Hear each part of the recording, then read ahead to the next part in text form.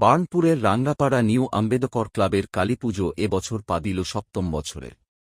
এবারের পুজোর থিমে রয়েছে আধ্যাত্মিকতার ছোঁয়া। কেদারনাথ মন্দিরের আদলে সাজানো হচ্ছে পুরো মণ্ডপ। ক্লাব সদস্যদের উদ্যোগে শুরু হয়েছে এই বিশাল মণ্ডপ নির্মাণের কাজ প্রায় ২ মাস আগে থেকেই। মণ্ডপ তৈরিতে ব্যবহৃত হয়েছে ফোম, দড়ি, রং, কাপড়, চটসহ নানা উপকরণ। প্রতিমাতেও থাকছে থিমের সাযুজ্য।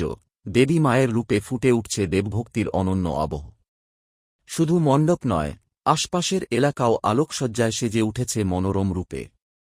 প্রতি বছরের মতো এবারও থাকবে সমাজমূলক কর্মসূচি ও নানা সাংস্কৃতিক অনুষ্ঠান। উদ্যোক্তাদের কথায়, প্রতি বছরই আমরা নতুন থিম নিয়ে ভাবি। এবারের কেদারনাথ থিমটি আমাদের কাছে এক বিশেষ অনুপ্রেরণা, ভক্তি ও ঐক্যের প্রতীক।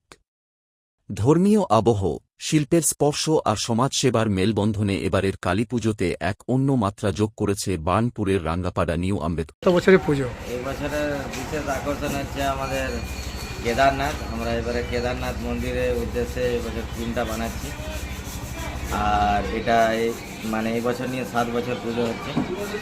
তো আপনাদের মণ্ডপ তৈরি করতে কী কী উপকরণ লেগেছে? আমাদের মণ্ডপ তৈরি করতে ফর্ম ইউজ করেছি, বস্তা ইউজ করেছি, চট, সুতলি, এইসবই নিয়ে, যেটাতে আমাদের প্রকৃতির সাথে কোনো দূষণ না হয়, ওই জিনিসকে মাথায় রেখে আমরা এই কাজটা করেছি।